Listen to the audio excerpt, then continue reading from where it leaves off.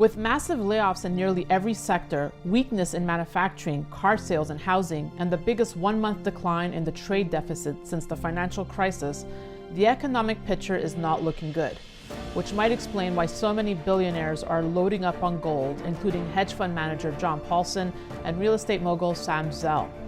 Bottom line, now is the time to own gold, which is why the experts at Stansberry Research just stepped forward with a major gold prediction, arguing gold could soar as high as $3,000 by the end of the year, possibly even higher. You can find out why and get instant access to their #1 gold investment today. It's not bullion, an ETF, or a mining stock, but in the past, this gold strategy could have made you nearly 50x your money. Considering how quickly the price of gold has been moving in recent weeks, you don't want to waste any time missing out on the gains these experts believe are in store for this gold stock. To get a copy of his new free report with all the details, simply go to goldmaniareport.com. Again, that's goldmaniareport.com for a free copy of his new report. Hi, this is Daniela Cambone, and welcome back to the Daniela Cambone Show here on Stansberry Research. We are catching up with Peter Boockvar, a CIO over at Bleakley Financial Group, also a contributor on CNBC. Peter, happy to have you on. Nice to see you. Yeah, it's great to be back. Thanks for having me again. No shortage of talking points. I want to start with the latest report from the IMF that says turbulence is building, and they are warning of a hard landing for the global economy. The IMF said in the report that global output will bottom out at 2.8% in 2023. That's down from 3.4% in 2022. And a 0.1 percentage point lower than it predicted in January, Peter. Are you surprised by the latest from the IMF? Well, I typically don't pay attention too much to the IMF and sort of disagree with them most of the time, but this time I do have to say that it is more likely. Now, I think it's important regionally, though, to break this out, because I think it's, ironically, it could be the U.S. that sees the most amount of economic strain in this recession relative to Europe and Asia. I think Europe and Asia are actually going to benefit from the China reopening more than the US. And while the China reopening is going to take time to play out, and they still have a lot of stresses with respect to debt, residential real estate, their manufacturing sector will still be challenged by selling stuff to the rest of the world. But I actually think they may be better off where the U.S. is going to be more susceptible to a deeper credit crunch potentially. Peter, why do you say that? Why would the U.S. be more at risk? Well, if you look at more than 4,000 banks in the U.S., with a lot of them small and medium-sized banks that small, medium-sized businesses rely on for credit, I think that what's happened with Silicon Valley Bank and Signature Bank and a loss of deposits throughout the banking system could have a more pronounced impact on small and medium-sized businesses. Now in Europe, 80% of their lending is through their banks. So it's not like there's a comparison there, but they have much less banks. They have bigger banks that are be more inclined to support their economy relative to small banks in the US. Right. Also, something we will share with Europe is commercial real estate exposure and the downturn that we're just on the cusp of, and what impact that'll have on the economy too. But just bottom line, mostly because parts of Europe's exposure to Asia and China being greater than the U.S., that sort of, I think, could be a potential shock absorber for them relative to us.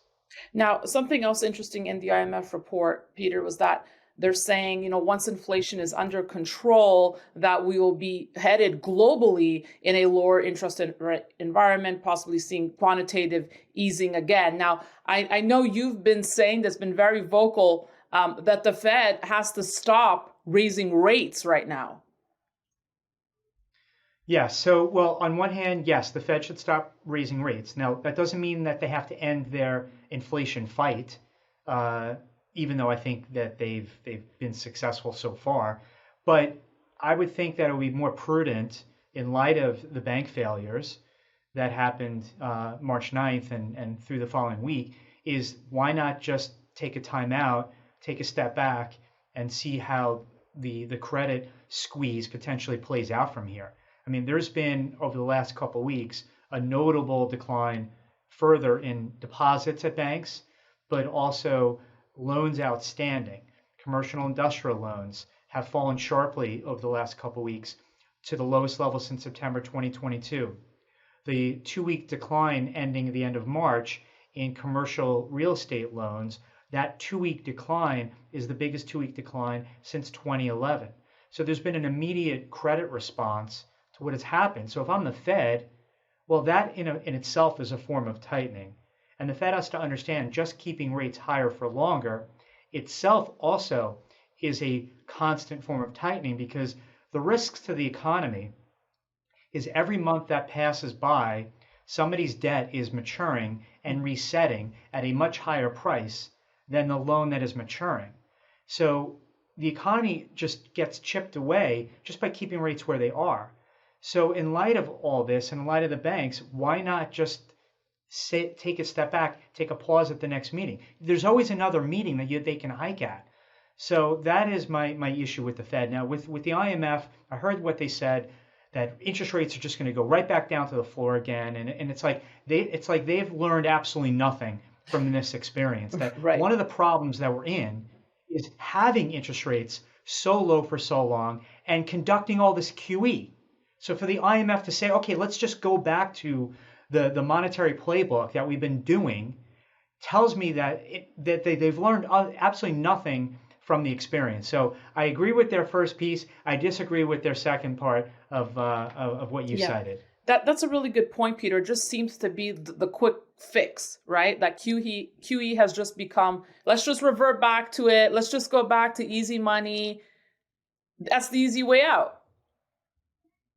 Right. Even though the easy money helped to contribute to a higher inflation. Exactly. The IMF, let's dust off the old playbook, even though it didn't work.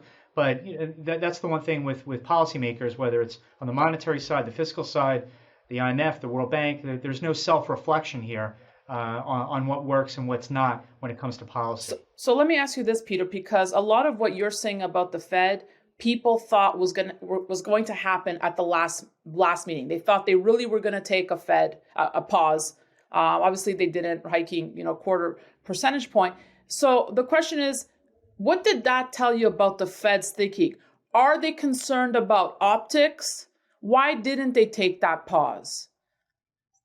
So that meeting on a Wednesday, every decision is released on a Wednesday. That weekend prior, I think it was 50-50 on what they were going to do. And when you're sort of that day to day going into a meeting, tells you just how close it was. Now, you wouldn't know from the voting because it's a consensus-based organization and everyone said, yeah, let's hike.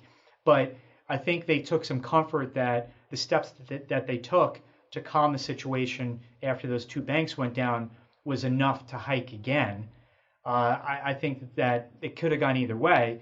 But then to think that, okay, let's just hike again, I think they're just playing with fire here, because one of the stresses is deposits leaving the banking system.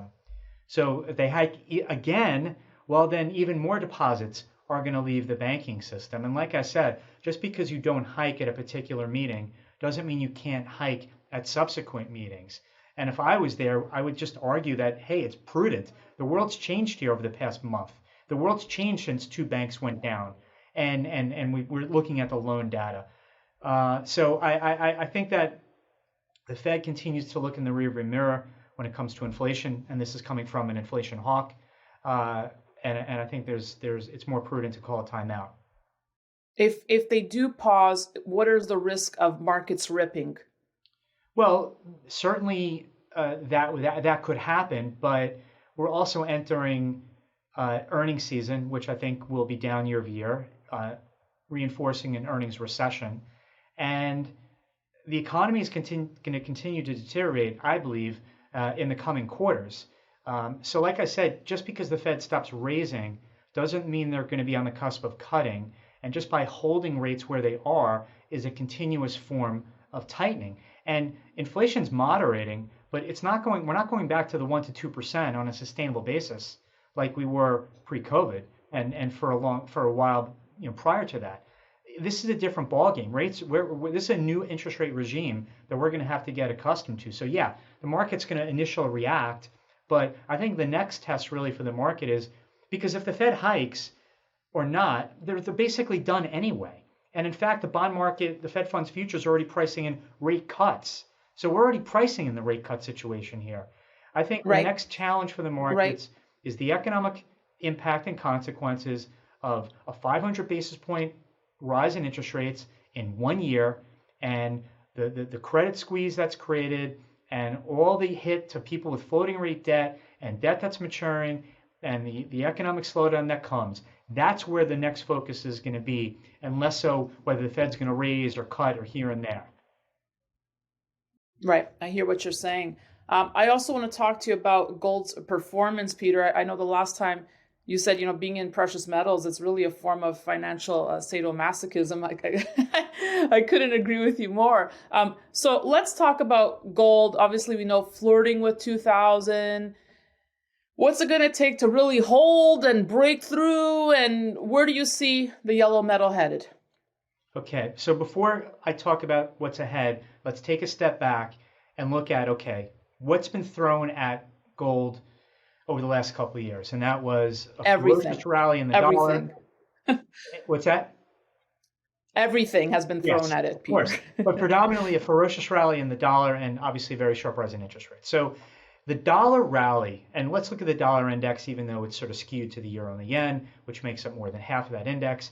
It was the June 2021 FOMC meeting when Jay Powell said, well, we're finally talking about tapering QE. That was the beginning of the dollar rally.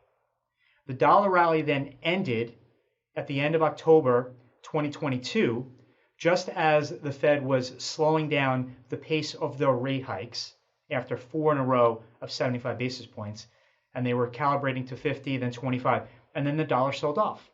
So if you just look at that, it just tells you that this whole dollar rally, the last couple of years, was nothing more than a very aggressive Fed, more so than other central banks, and that once the Fed started to back off, that was the end of the bull case for the dollar. And I think that's exactly what we're seeing.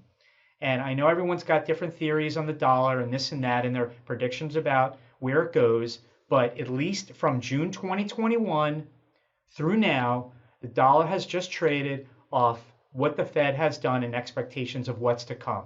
So if the Fed's actually going to, after maybe raising in May, but cutting rates in the back half, if the market's right and the Fed starts doing that, well, then the dollar is going to see further weakness from here.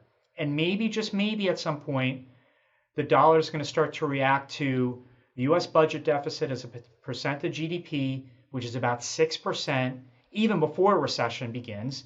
You can only imagine the 8-9% it potentially can go in the next economic downturn. And if you look at a chart over the last 40 years, there is a somewhat of a relationship between the dollar and the budget deficit relative to GDP. So that can be another headwind. And just the end of the Fed rate hikes in itself and its impact on interest rates. So I do think that the stars are sort of aligning here, and this is not the first time I've said this before, but maybe, just maybe, the stars are aligning in a more coordinated fashion here that could see much higher prices beginning now. Still want to stay on this topic a second, but you brought up the dollar.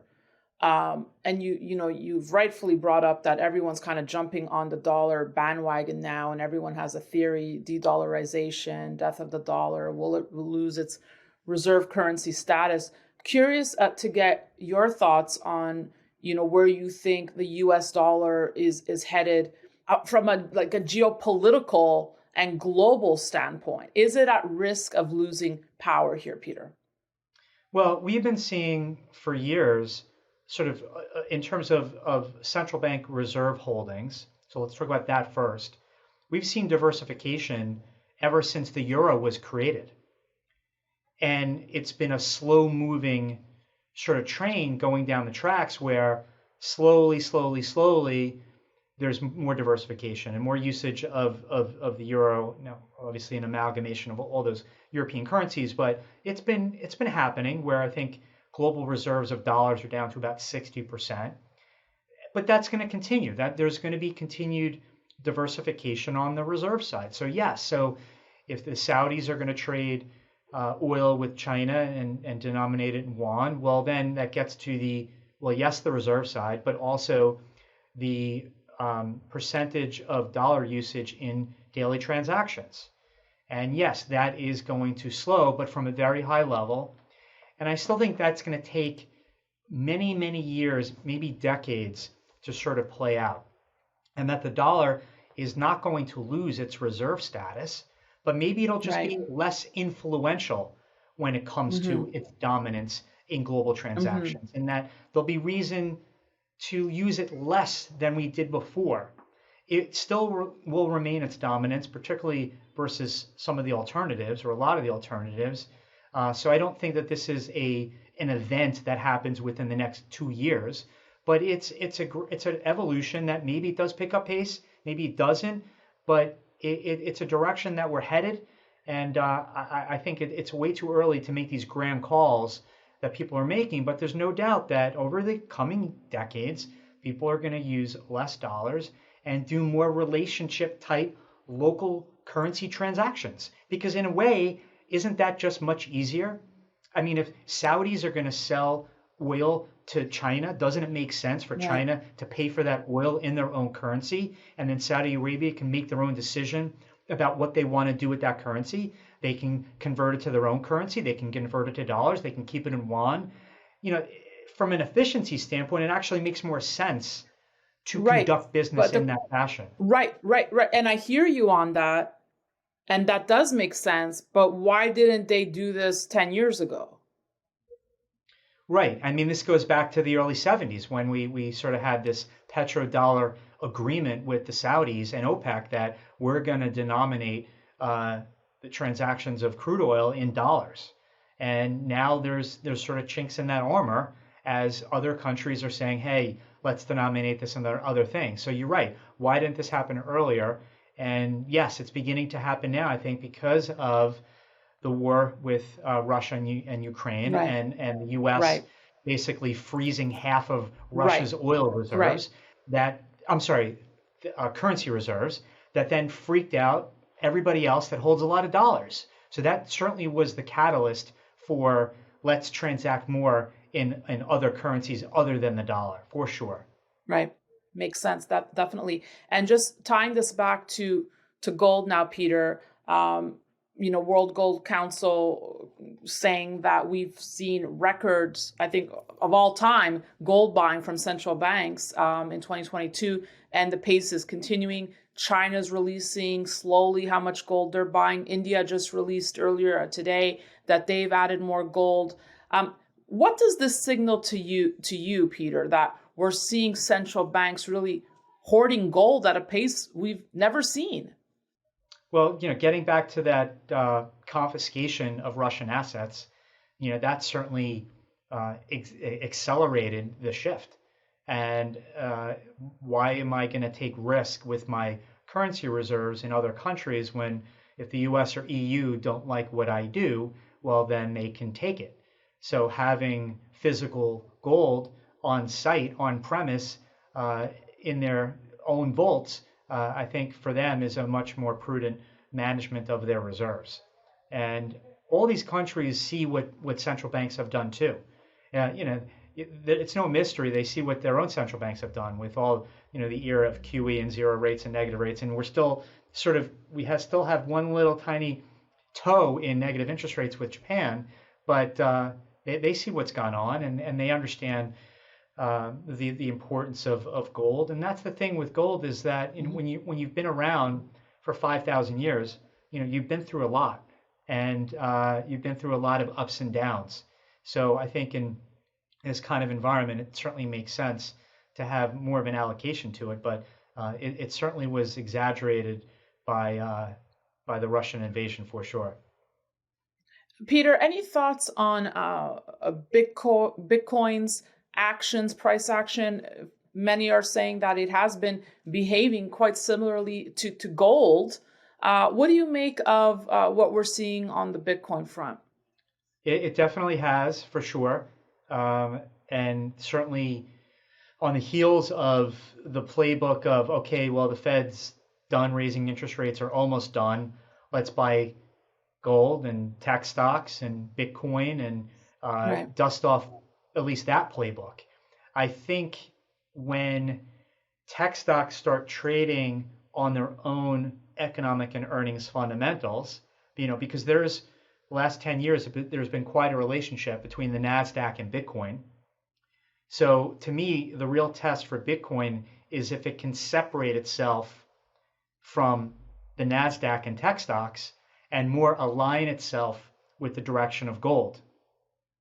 That test, I think, and the outcome of that, I think, remains to be seen. But I think we could see it in the coming quarters as I think earnings sort of dominate the direction of stocks, where gold, and we'll see on Bitcoin, will more react to a recession, a weaker dollar, and potential easing by the Fed. Just to wrap here, Peter, I know we covered a lot of ground here, but it is unprecedented times for a lot of investors, and they're concerned. They don't know what we're safe anymore. I mean, we just saw what happened during the banking fallout. What is an investor to do these days? Well, the first thing is to extend your time horizon out, because if you're going to buy a stock or in a company that you really like, having a longer term time horizon when viewing that allows you to sort of stomach what's potentially going to happen over the next year or two. At least for now, we continue to be long and bullish on energy stocks, certainly precious metals and the miners as well. Don't like technology stocks, as I think I made that clear. I think people are missing the point that a lot of small and medium-sized businesses in the U.S. that are going to be challenged with not just an economic slowdown, but a credit squeeze. They are customers of a lot of big cap tech, so I'd be avoiding that. Still some cheap value stocks that I think have the potential for outperformance. This week, the French CAC 40 went to an all-time record high. So not to say that we should be buying French stocks, but I think international markets, European markets, Asian markets in particular that we are bullish and long of, have the great potential to outperform the U.S. market over the coming years. Very good thoughts, Peter. Peter Boockvar, CIO over at Bleakley Financial Group. Always good catching up with you. Thank you so much. Same here. Thanks a lot. And thank you for watching. We'll have more great content coming your way, so be sure to stay tuned to the Daniela Camboni Show and sign up at danielacamboni.com to stay on top of it all. That's it for me. Thanks for watching.